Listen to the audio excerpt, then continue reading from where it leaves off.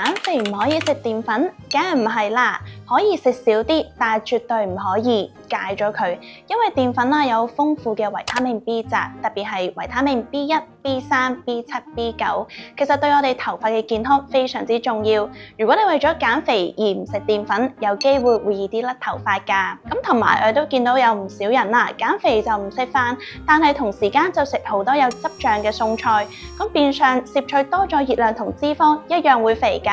所以減肥我哋應該要控制份量，同埋揀一啲好嘅澱粉。至於點樣為之好同埋唔好呢？